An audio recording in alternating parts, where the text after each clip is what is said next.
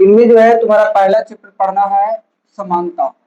मैंने समानता के बारे में पढ़ना है।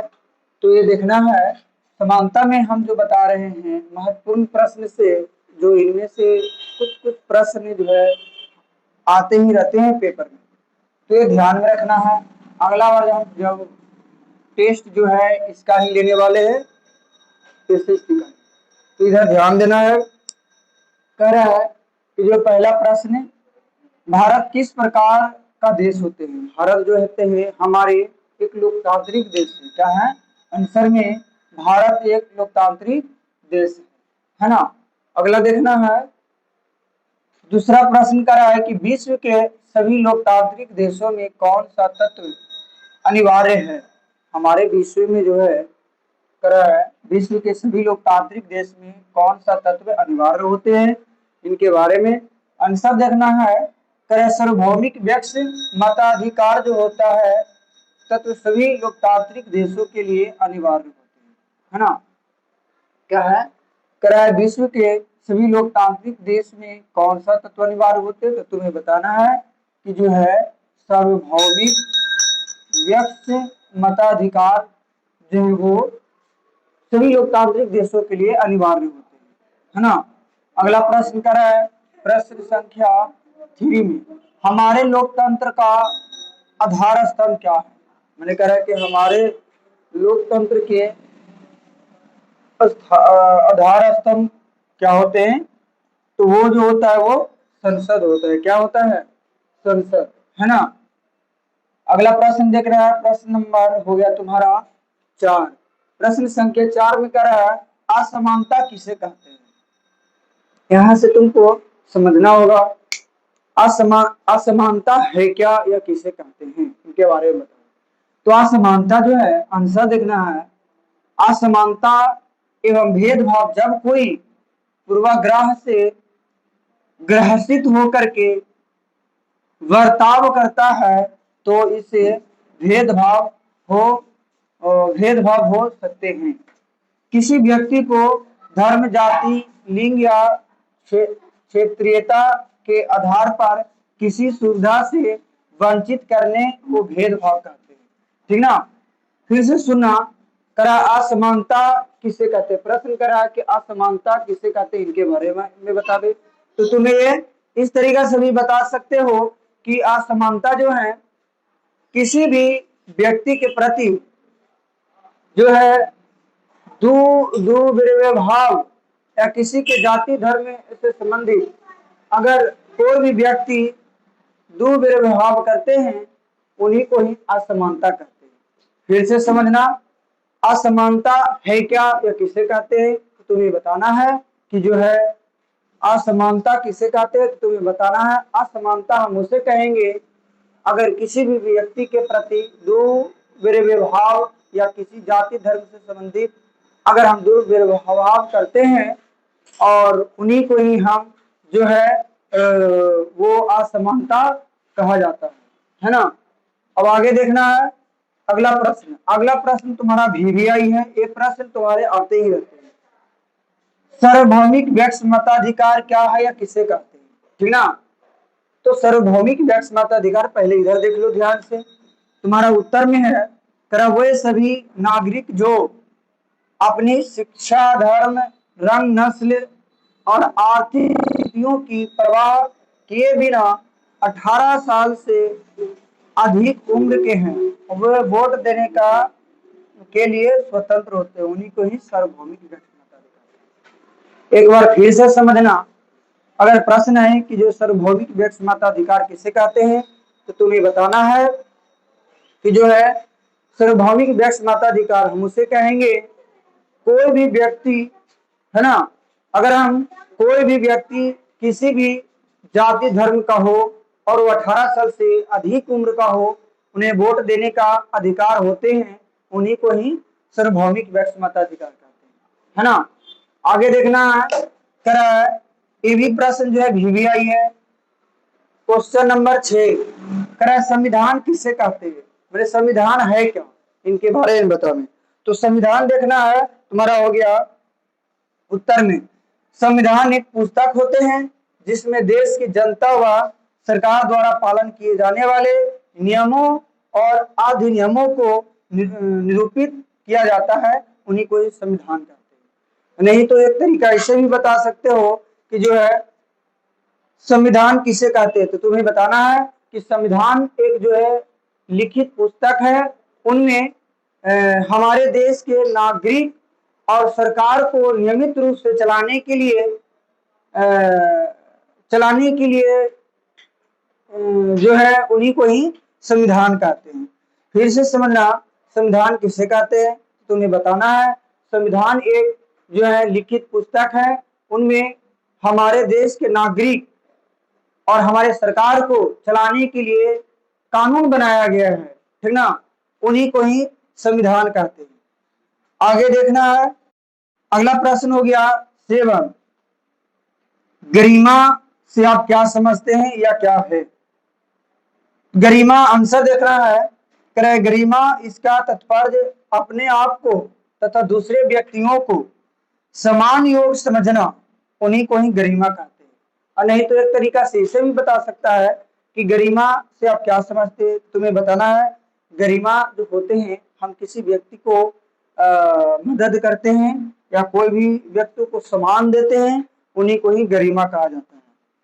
आगे देखना है क्वेश्चन नंबर 8, भारतीय संविधान के किस अनुच्छेद में असमानताओं का निषेध किया गया? तो ये भी तुम्हारे 1 नंबर में आते रहता है, VVI है, अनुच्छेद 15 में। सब्जेक्ट तुम्हारा SST पढ़ना है ना, इनमें देखना है समानता पढ़ा रहे, क्या है समानता, पहला चित्र है और इनमें कह रहा है पहला प्रश्न है तुम्हारा, ये VVI है, ये प्रश्न आते ही रहते हैं पेपर में।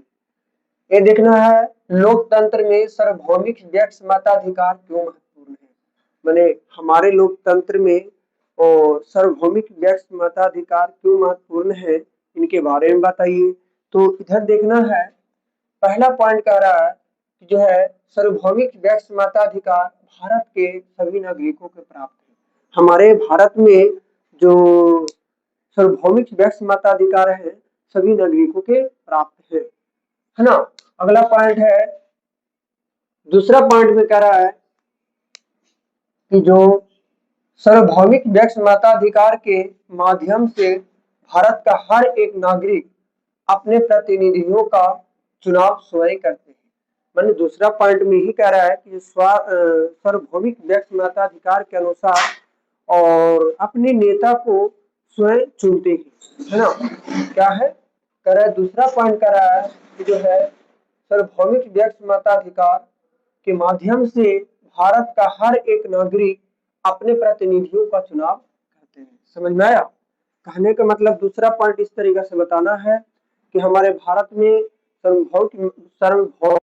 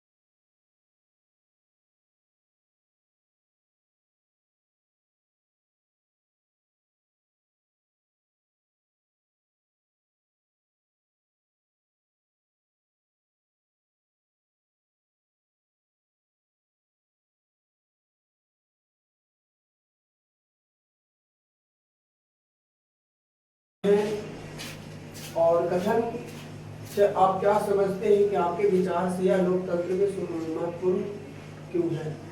लोकतंत्र महत्वपूर्ण क्यों है, इनके बारे में बता दें।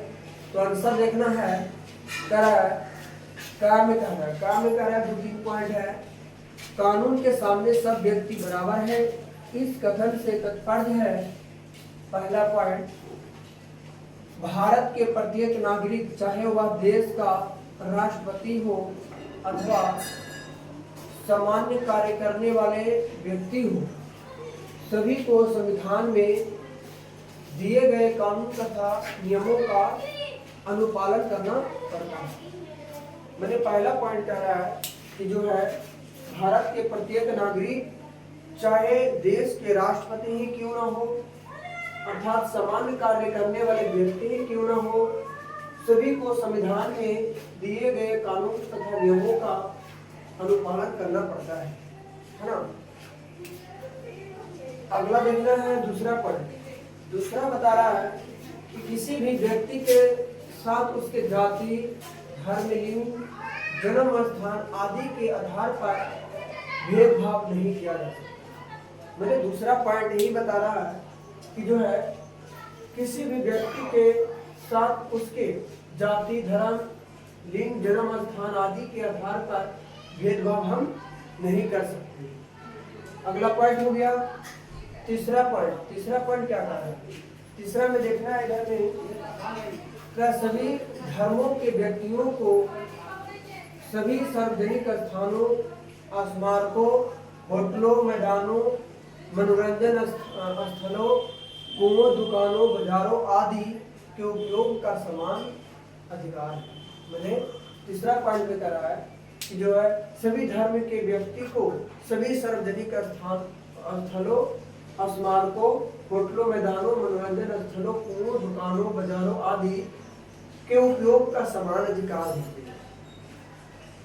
अगला पॉइंट है चौथा, बता रहा है कि जो है छुआछूत को प्रतिबंधित कर दिया गया है ना।